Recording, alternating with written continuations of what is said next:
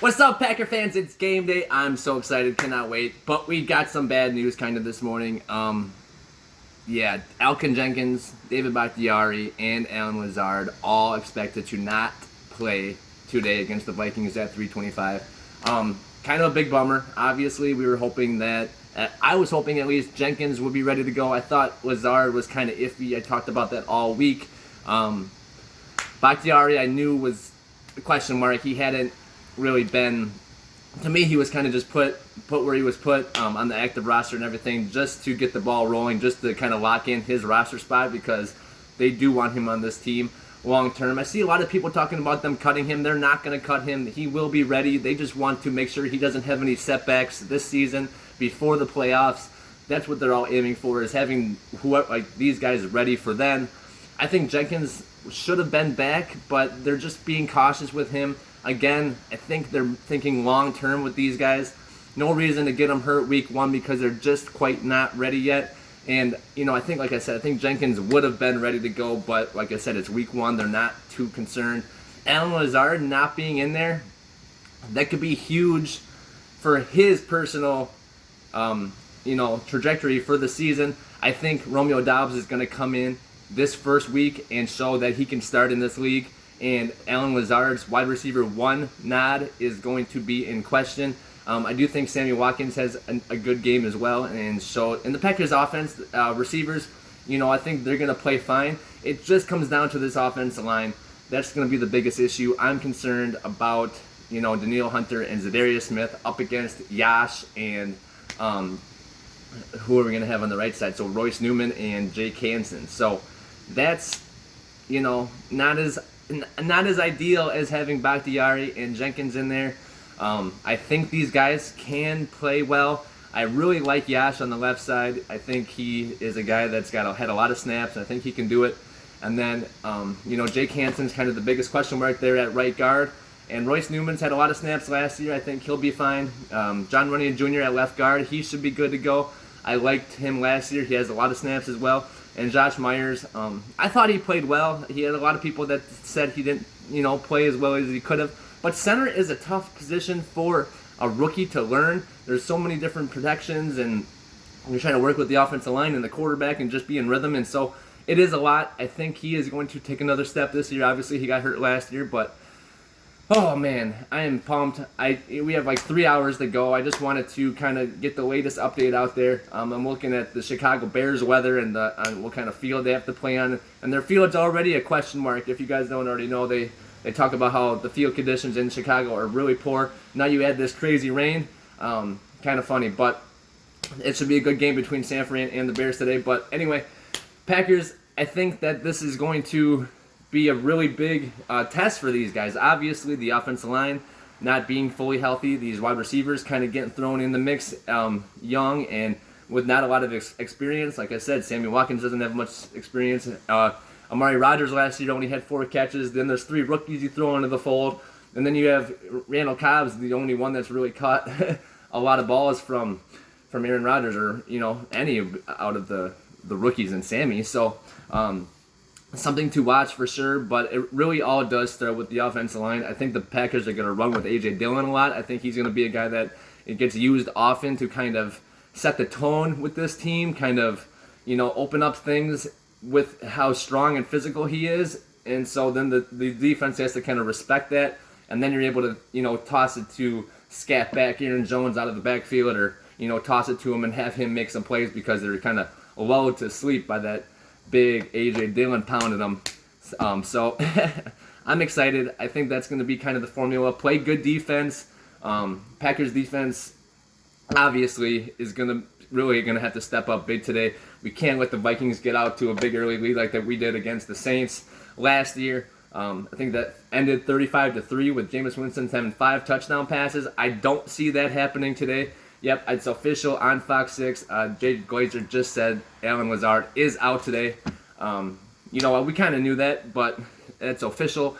And so definitely going to be a big opportunity for these young guys. I think that, like I said, these young guys are really going to have to step up. Romeo Doubs, Christian Watson is going to get his first looks.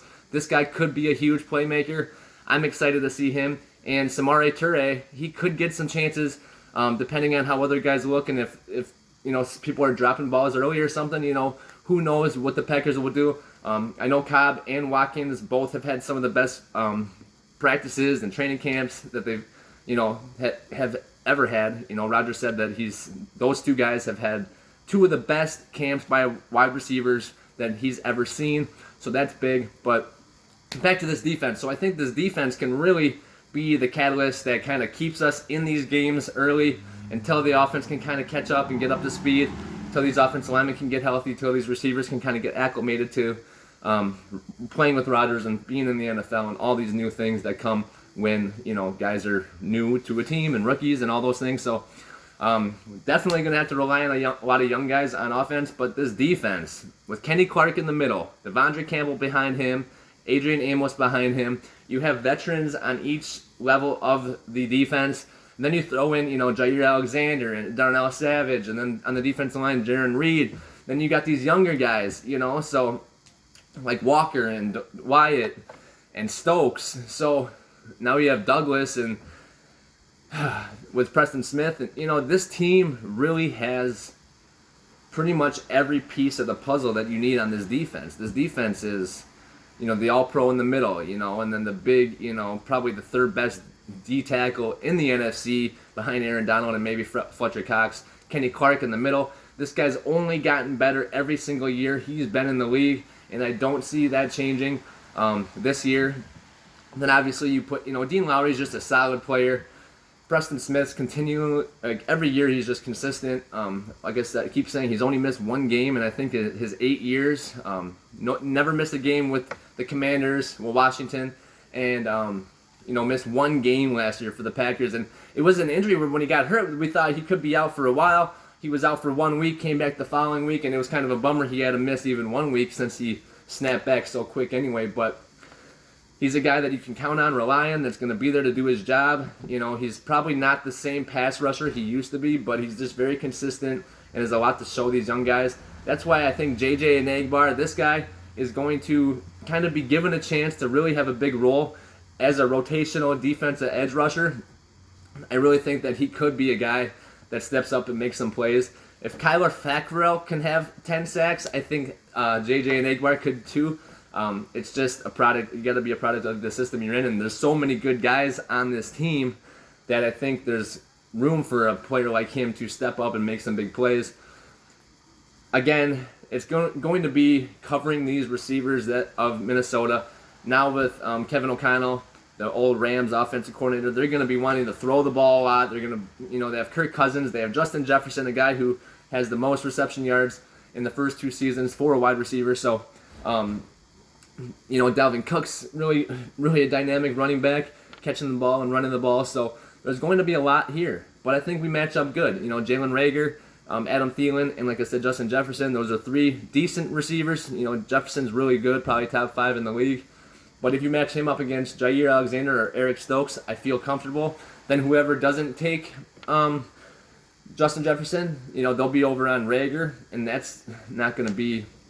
He's good, but he was drafted high, but he just hasn't performed, and now he's in a new system with a new quarterback and a new team. I think it's going to take him a while to get going, if he does get going at all. And then Adam Thielen, we can kind of body him up with the other corner, probably Douglas or even Stokes is about his size too. So we match up really well all over with most teams. There's not a lot of teams that have 4 wide receivers that are really elite. So to have 3 corners that are pretty damn good is going to help a lot and cover a lot of ground. And then you have Amos and Savage, really wily vets who are just going to be back there roaming the field and really taking care of business. And then you have Quay Walker and Devondre Campbell in the middle, 6'3.5", 6'4". Both run 4.5 40s. They're both basically clones of each other. Obviously, Campbell has the experience and the All-Pro nod. Quay Walker is young and hungry and came off a national championship, and now he wants to prove that he can play like that in the NFL. We saw that week 1 preseason game, you could see that he had talent. Week 2, you could see, wow, this guy's kind of flashing here and there. And then the 3rd game against, was that Kansas City, this guy was sideline to sideline, chasing down running backs and wide receivers, and really showed that he can be a force in the middle. I'm super excited to see him. This whole defense as a whole, I think can be a no-fly zone on the back end and can be ferocious up front in the middle, or like with Kenny Clark and with Rashawn Gary on the outside. Gary could have 15 sacks. I don't talk about Rashawn Gary enough. Unleash Bane. I think he is great for the Packers. I think he's been great just kind of bringing them on slowly, allowing him to kind of figure it out at his own pace. And now he's ready, after putting in the work, to put on a show, and that is what it's all about. I think this guy can really step up this year and be that guy on the defense. If this defensive line and these front seven can put pressure on the quarterback, it's going to help the back end so much. And these guys are already so talented on the back end, they'll be able to cover for 3, 4, 5 seconds pretty easily. It's when it starts to get down to 7, 8, 9, 10 seconds that it gets tough to kind of chase a guy around the field, you know? So that's why it's so important to have the pass rush up front. These guys get up there, they get to the quarterback, they cause havoc in the back end, and, you know, make the quarterback scramble, maybe hit him. You know, all kinds of things happen when you put pressure on the quarterback. So these two, you know, offense, defense working in defense with the secondary and the defensive line working in harmony to try to, you know, really just put pressure on the quarterback and make it tough for the opposing offense to do anything.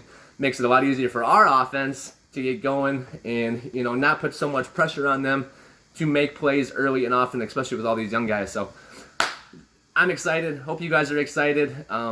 Here we go. Packers football, week 1 against Minnesota Vikings.